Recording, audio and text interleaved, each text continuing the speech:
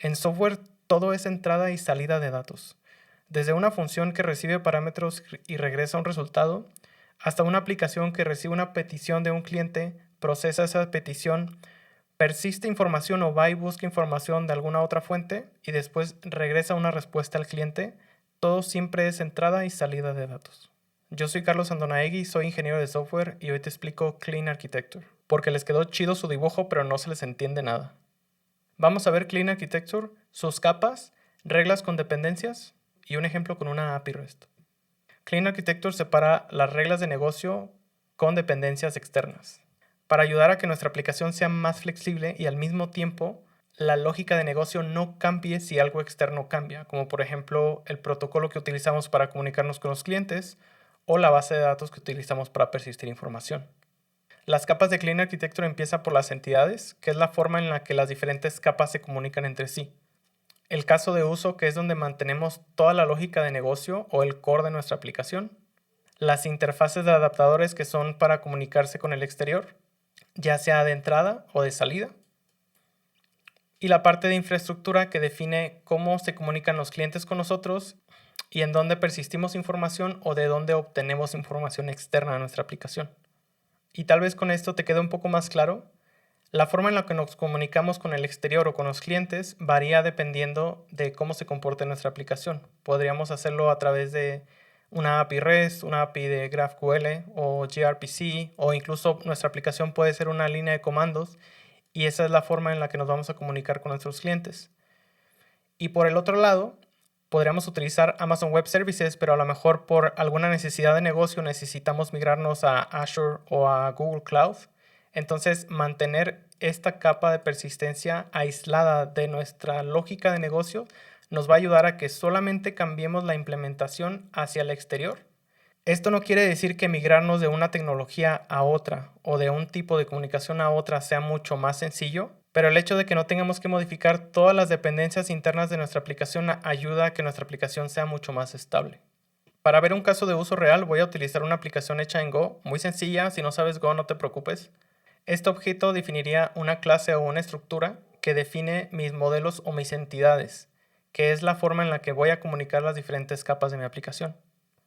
Y si veo el flujo desde la parte de entrada de datos, estos serían mis controladores, que en este ejemplo sería una API REST, en donde defino unos controladores, que este sería un endpoint get, en donde obtengo información del request y se la mando a una interfaz que estoy definiendo, que esta interfaz vendría siendo la forma de comunicarme con el use case o con el core de mi aplicación.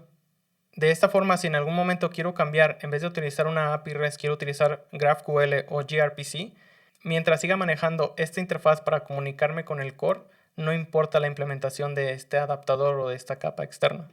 Y si lo vemos de una forma gráfica, este sería el cliente que se comunica con mi aplicación utilizando llamadas HTTP. Esta sería la capa de controlador, que es la que recibe los datos como un request HTTP, obtiene información de ese request, la convierte a una entidad y se la pasa a través de la interfaz hacia el core.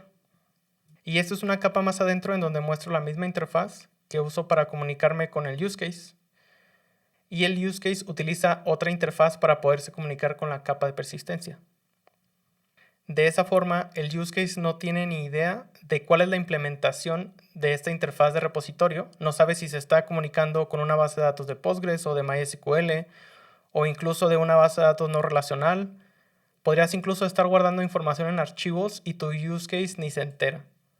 Y así sería una forma gráfica de ver cómo la capa exterior se comunica con el use case a través de su interfaz y el use case se comunica con la capa externa que persiste información utilizando una interfaz también.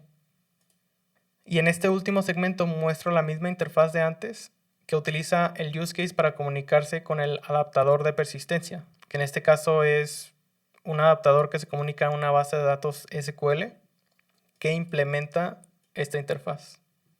Y así es como se ve el último segmento, que aquí es donde estaría la capa de use case, donde se comunica a través de una interfaz a la capa de persistencia.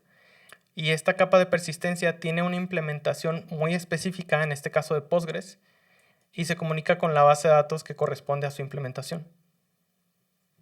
Y así, de acuerdo a mi interpretación, es como se vería Clean Architecture, en donde tenemos la capa externa de los clientes que se comunican con nuestra aplicación a través de algún protocolo. En el caso que mostré fue API REST, o sea, el protocolo HTTP. En la capa de presentación tenemos la implementación de HTTP en donde obtenemos la petición, extraemos datos, los convertimos a una entidad y se la pasamos al use case. El use case hace la lógica que necesita hacer para trabajar o validar esa información y después la manda a la capa de persistencia utilizando la interfaz, y esa capa de persistencia se comunica con la capa externa, ya sea para persistir información o para traer información de algún servicio. Ahora que espero haberte dejado claro cómo implementar Clean Architecture, vamos a hablar un poco de los beneficios que trae nuestra aplicación. El primero de ellos es poder cambiar las capas externas sin modificar el core de nuestra aplicación, que ya lo hemos hablado, pero es muy importante porque es lo fuerte de este tipo de implementación, que tú puedas cambiar de gRPC a REST API o a GraphQL o a lo que tú necesites de acuerdo a las necesidades de tu aplicación, o en la parte de persistencia de datos que puedas cambiar de base de datos según las necesidades que tengas. Es mucho más fácil escribir pruebas porque como todo está estructurado en capas, las pruebas que haces sobre una capa no tienen que afectar a capas externas. A menos acoplamiento de capas, más fácil es extenderlas y más fácil probarlas. Cosas no tan buenas que nos trae Clean Architecture es que al tener todas estas capas de interfaces, nuestra implementación se vuelve más abstracta y un poco complicada para personas que no tienen tanta experiencia programando. Y si tú estás haciendo un proyecto que es una prueba de concepto o es simplemente para validar una idea, utilizar Clean Architecture lo volvería un poco más lento de extender y probablemente estaría de más simplemente para hacer una prueba de concepto. Cosas que tienes que evitar al utilizar Clean Architecture es que tus entidades sean dependientes de capas externas. Por ejemplo, si estoy utilizando un ORM, no quiero que mi entidad dependa de la estructura de la base de datos para manejar la comunicación interna entre el use case y la capa de presentación. Quiero que esa entidad de ORM solamente se utilice en la capa de persistencia y no afecte o infecte a toda la lógica de mi aplicación. Otra cosa que tienes que evitar es tener interfaces gigantes. Mientras más complicada se vuelve la lógica de tu aplicación, tienes que ver cómo extraer esas interfaces para hacerlas muy específicas y muy segmentadas. Lo que tendemos a hacer es tener una interfaz de persistencia, entonces esa interfaz de persistencia contiene todos los métodos necesarios para persistir todas las entidades de tu aplicación y eso es algo que tienes que evitar. Trata de ser más específico con tus interfaces. En general, Clean Architecture ayuda a tener una mejor organización de tu aplicación. Y si estás trabajando en un equipo grande y tu aplicación es muy robusta y tiene mucha lógica, va a ayudar a que segmentes mejor esa lógica, la puedas probar y que no sea dependiente de capas externas o implementaciones externas, como ya lo vimos. En un próximo video voy a explicar sobre Hexagonal Architecture, que mejora varios conceptos de Clean Architecture. Sígueme para que no te lo pierdas, regálame un like si te gustó y te veo en el próximo video.